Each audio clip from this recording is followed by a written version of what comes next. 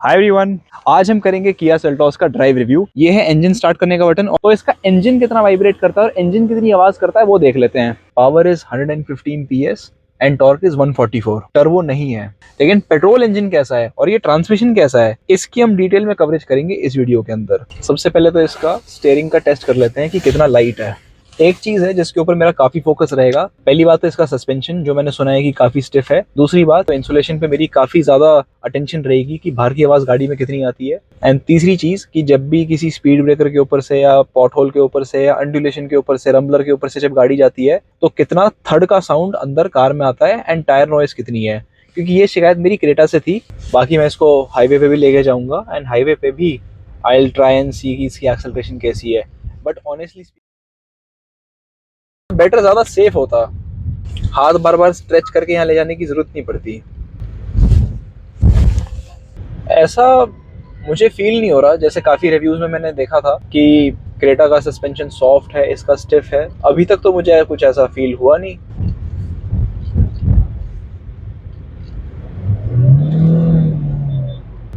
Breaks समाओ मुझे उतने पसंद आ नहीं रहे इसके। इनिशियल थोड़ा सा लैग होता है इसको चलाने में, बट एक बार जब गाड़ी पिकअप कर लेती है, ये जैसे अभी थोड़ा सा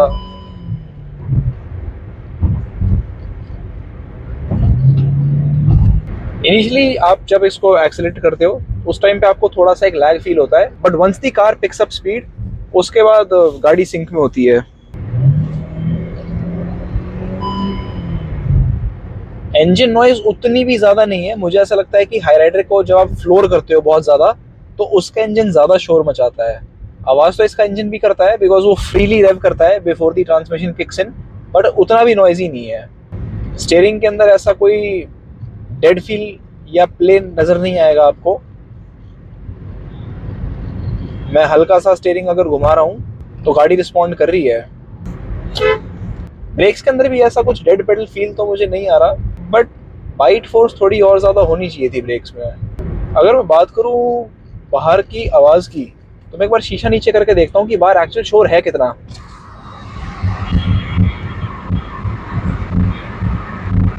देखो बाहर से आवाज कितनी ज्यादा आ रही है।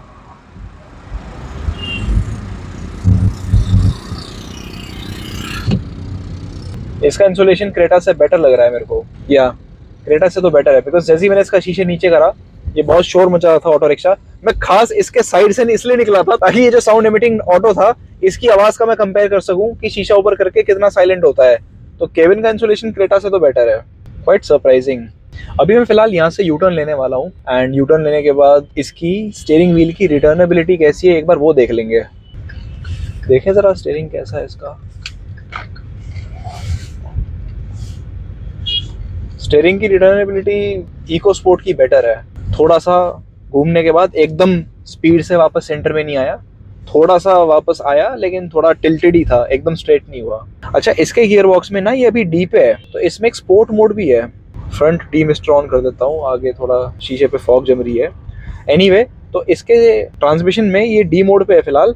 इसको स्पोर्ट मोड में करते हैं, इसको पकड़ के ऐसे राइट में कर देते हैं। Now it is showing S, यहाँ सामने आप एमआईडी में देख सकते हो। अब स्पोर्ट मोड में कैसा परफॉर्म करता है एक बार वो देख लेते हैं। सो 1 2 3 गो।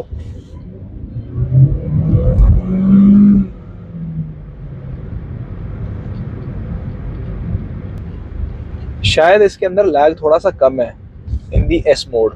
एक बार दोबारा ट्राई कर लेता हूँ। पहली बात तो इसमें लैग कम है, और दूसरी बात इसके आरपीएम बिल्कुल 6,500 तक टच हो गए थे।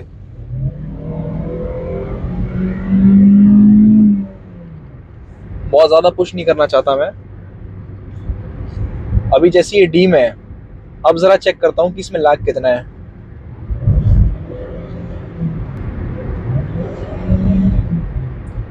ऑनेस्टली स्पीकिंग डी और एस के बीच में जो वो थोड़ा सा लैग आता है ऑन हार्ड थ्रॉटलिंग, उसमें कोई बहुत ज्यादा फर्क मुझे तो लग नहीं रहा।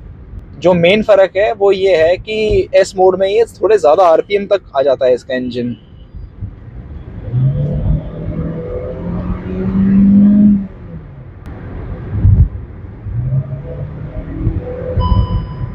नहीं, मैंने डी पे करके देखा है तो डी के अंदर भी आरपीएम ज्यादा आ रहा है। सो एग्जैक्टली डी में और एस में कितना डिफरेंस है वो मुझे पता चल नहीं पा रहा होगा, but probably I need some more time with this car and I need a longer drive review जिससे शायद मैं इसको डिटरमाइन कर पाऊँ। लेकिन एक चीज है कि एस मोड में जाने के बाद ना आप मैनुअल भी कर सकते हो इसके शिफ्ट्स को, जैसे यहाँ माइनस एंड प्लस आपको जो नजर आ रहे हैं, तो एक बार वो ट्राई कर लेते हैं। सो फिलहाल यहाँ पे 5 लिखा रहा है, it shows that this is in the 5th gear and मैं यहाँ पे अगर माइनस करूंगा तो ये 4th पे आ गया, प्लस किया तो 5th पे आ गया। एक बार मैं ये देख लेता हूँ कि क्या ये इसको ओवरराइड करता है। अब जैसे मैं 4th पे आ गया तो मैं थोड़ा सा एक्सेलरेट करता हूँ, लेट मी सी कि ये ऑटोमेटिकली 5th पे जाता है कि नहीं। एक्चुअली मैं उतना ज़्यादा गाड़ी को पुश कर नहीं सकता बिकॉज थोड़ा ट्रैफिक है। सो अभी ये 3000 आरपीएम पे गया है, 1100 से 3000 तक, यानी 4th पे ही है, तो ये ऑटोमेटिकली 5th पे तो नहीं गया है। आई थिंक ये ऑटोमेटिकली अपशिफ्ट नहीं करेगा जब तक मैं ना करूं।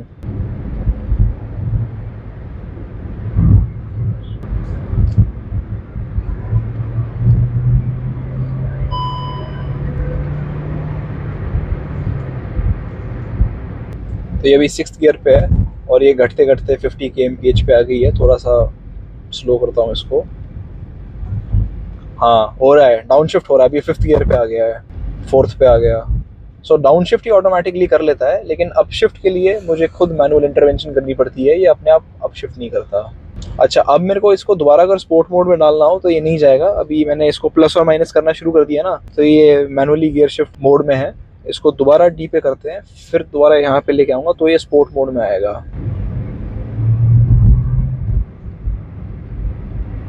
डी और एस के बीच में डिफरेंस पता करने के लिए आई थिंक थोड़ी ज़्यादा स्पिरिटेड ड्राइविंग करनी है। वो मैं करना नहीं चाहता अभी इस वक्त, कभी बाद में फिर कभी देखेंगे some other time. Let me drive it in normal T mode. एक बार थोड़ा सा अनइवन पैचेस पे एक बार और जाता हूँ to let me have a hang of the suspension and the tyre noise and the road noise, and उससे फिर क्रेटा के साथ इसका कंप्लीट कंपैरिजन हो जाएगा। सो एक बार दोबारा एक यू टर्न लिया है मैंने इस कार में, एंड स्टीयरिंग रिटर्नेबिलिटी दोबारा चेक कर लेते हैं एक बार। सबसे पहले तो मेरे को ये चेक करना है कि यहाँ से जो ट्रैफिक आ रहा है वो कहीं, ये देखो स्कूटर वाला कितनी पास से गया है। ओहो, ओला चला रहे हो। रिटर्नेबिलिटी अच्छी नहीं है भाई, खुद ही घुमाना पड़ता है। स्टीयरिंग के मामले में महिंद्रा की कार्स आर बेटर, उनके स्टीयरिंग ज़्यादा लाइट भी हैं और वो रिटर्न भी कर जाते हैं बिल्कुल सेंटर में। एक बार कार की लाइटिंग देख लेते हैं अंदर से, स्पेशली इसकी एम्बियंट लाइटिंग। एम्बियंट लाइटिंग ऐसी इसमें कुछ बहुत ज़्यादा है नहीं, सिर्फ यहाँ पे डैशबोर्ड के नीचे ग्लव कंपार्टमेंट के ऊपर आपको ये हल्की सी एक रेड कलर की स्ट्रिप नजर आएगी। बाकी जो इसका इंफोटेनमेंट स्क्रीन है और एमआईडी डिस्प्ले है, मैक्सिमम लाइट तो इस गाड़ी में एसी चीज़ की आ रही है।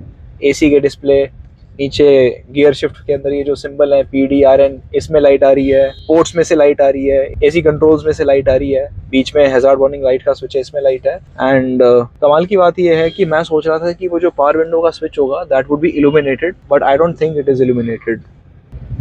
सिमिलरली ड्राइवर साइड भी अगर आप देखोगे तो सिर्फ जो ड्राइवर का विंडो है बस वही स्विच इल्यूमिनेटेड है, बाकी के जो स्विचेस हैं उनमें इल्यूमिनेशन नहीं है। एक चीज़ मैंने ऑब्जर्व करी है कि जब मैं ब्रेजा चला रहा था तो मैं चलती गाड़ी के अंदर 360 डिग्री कैमरा ऑन करने की कोशिश कर रहा था, लेकिन उसका ना रियर व्यू कैमरा दिख नहीं रहा था उसमें चलती हुई गाड़ी में। बट सेल्टॉस में मैंने ये कैमरा व्यू वाला बटन दबाया है, तो जैसे ही मैं इस बटन को दबाता हूँ तो सामने स्क्रीन में पीछे जौन सी गाड़ियाँ आ रही हैं, रियर व्यू का जो साइट है वो नज़र आ रहा है। तो अगर आप देखोगे तो अंधेरे के टाइम पे भी इसकी क्लैरिटी ठीक है, मतलब पीछे जो गाड़ी आ रही है उसकी हेडलैम्प्स की वजह से कुछ ऐसा नहीं है कि जो विजुअल्स हैं वो डिस्टॉर्ट हो गए हैं। कार भी दिख रही है, सराउंडिंग्स भी दिख रही हैं, एंड बहुत ज़्यादा ग्रेनी या पिक्सेलेटेड नहीं है पीछे जो वीडियो चल रही है इसकी कैमरे की। एंड सबसे बड़ी बात, महिंद्रा वालों कुछ सीख लो, the video is not at all laggy. Mahindra XUV 700 जो कि 30 लाख की गाड़ी थी टॉप मॉडल, उसके अंदर भी जब मैं गाड़ी रिवर्स कर रहा था धीरे धीरे तो जो इमेज आ रही थी, जो वीडियो आ रही थी कैमरे की, वो बहुत लैगी थी। लेकिन इसके अंदर गाड़ी अच्छी खासी चल रही है 25-30 kmph पे, एंड फिर भी कोई लैग नहीं है इसमें वीडियो में। सो कैमरे की क्वालिटी तो अच्छी है इसकी। It may not be the best, वो BYD Atto 3 वाली बात तो नहीं है, वो तो खैर 35 लाख की गाड़ी है, बट महिंद्रा की गाड़ियों से तो इसका बेटर है कैमरा। हालांकि किया वालों ने अपने ब्रोशर में लिखा हुआ है that they are offering ambient lighting, but honestly I am not really satisfied with the ambient lighting. ये बस एक ये ऑरेंज सी लाइट जल रही है यहाँ पे, क्या एम्बिएंट लाइटिंग है। थोड़ा सा और कुछ जगहों में लाइट आ जाती तो थोड़ा अच्छा लगता। अभी आगे एक स्पीड ब्रेकर आने वाला है और थोड़ा सा एक रफ पैच आने वाला है, सो देखते हैं गाड़ी में कितना थर्ड आता है। ठीक है, नॉर्मल है, ना तो बहुत ज़्यादा आवाज़ आई और ना ही वो थर्ड मुझे ऐसा फील हुआ। एक और आ रहा है। ये छोटे छोटे वो थे रम्बलर्स, थोड़ा एक मेजर पैच अगर आता है अंडुलेशंस का तब ज़्यादा आइडिया लगेगा।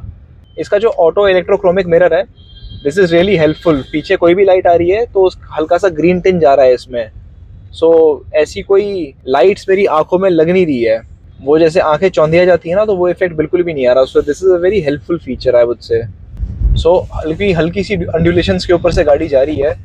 आई डोंट नो इस कैमरे में कितना आ पा रहा है, बट मुझे फिलहाल इस शॉर्ट ड्राइव के अंदर तो सस्पेंशन से कोई शिकायत नज़र आ नहीं रही। ना ही इसका सस्पेंशन आवाज़ कर रहा है, ना ही कोई ऐसी लाउड थड्स की आवाज़ मेरे को कार में सुनाई दी है, ना ही मुझे ऐसा इसका सस्पेंशन स्टिफ लगा। प्रॉब्ली लॉन्ग ड्राइव्स पे जाके या एक लॉन्ग टर्म ओनरशिप के बाद ऐसा फील हो, बट एक शॉर्ट रिव्यू अगर करना हो तो उसमें तो मुझे ऐसा कुछ फील हुआ नहीं। इसके ऊपर मैंने खास ध्यान देने की कोशिश करी बिकॉज काफ़ी लोगों से मैंने सुना था, मुझे तो नहीं लगा ऐसा। आई थिंक क्रेटा में भी इतना ही था जितना इसमें, बल्कि क्रेटा में तो आवाज़ें ज़्यादा आ रही थी, इसमें आवाज़ें कम आ रही हैं। बट एक चीज़ है कि मुझे ऐसा फील हो रहा है कि इसका स्टीयरिंग ना थोड़ा सा पकड़ के रखना पड़ता है। महिंद्रा की गाड़ियों में स्टीयरिंग आप छोड़ दो वो सही सीधा रहता है, इसमें ऐसा नहीं है कि एकदम सीधा हो जाएगा या फिर थोड़ा सा अंड्यूलेशंस पे जाओगे तो ये स्ट्रेट रहेगा, थोड़ा सा इसको पकड़ना पड़ता है। अभी मैंने कार थोड़े से और अंड्यूलेशंस में से और थोड़ी ब्रोकन सर्फेसेस में से चलाई है, तो मुझे ऐसा फील हुआ जैसे जो पीछे का रेयर लेफ्ट सस्पेंशन है उसमें थोड़ी सी आवाज़ आ रही है, ऐसा मुझे फील हुआ। This might not be the case with every car, ये प्रॉब्ली हो सकता है कि सिर्फ इस कार में हो रहा हो, क्योंकि मैंने ऑब्जर्व किया तो मुझे लगा मैं आपके साथ शेयर कर दूं। ये अभी भी आ रही है, आ रही है।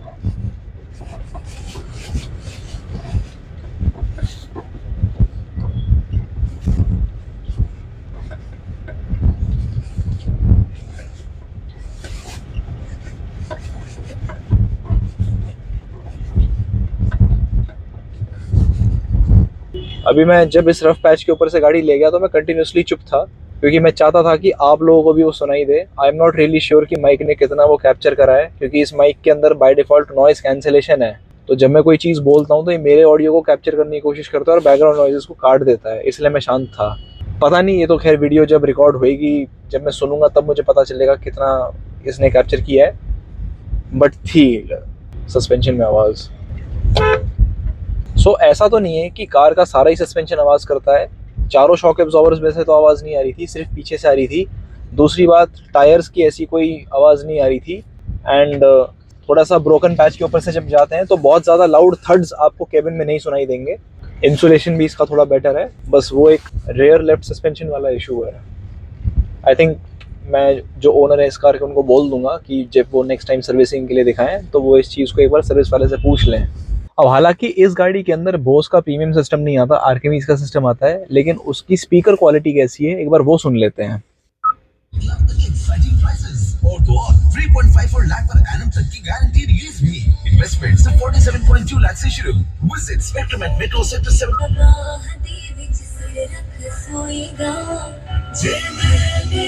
लोहड़ी मनाओ जम के इस बारी, स्मार्ट बाजार के संग करो दिल खोल के तैयारी, क्योंकि स्मार्ट बाजार में चावल, घी, बेसन, गुड़, रेवड़ी, गजक, मूंगफली। म्यूजिक सिस्टम का टच सेंसिटिविटी अच्छी है। पहले जैसे मैं कोई बटन दबा रहा था ना, जैसे इस पे गया तो मेरे को लग रहा था कि थोड़ा सा टाइम लग रहा है इसको रिस्पॉन्ड करने में, मतलब आधे सेकंड का, ज्यादा नहीं। पर अभी जैसे मैं रेडियो में गया तो रेडियो में जैसे मैं ये चैनल्स को फ्लिक कर रहा हूँ ना, तो काफी स्मूथ है, ये देखो, मतलब ऐसा अटक अटक के नहीं चल रहा है। ये यूआई भी अच्छा है इसका। एनीवे, साउंड क्वालिटी आप लोगों ने सुन ली होगी, एक बार थोड़ी सी और सुना देता हूँ।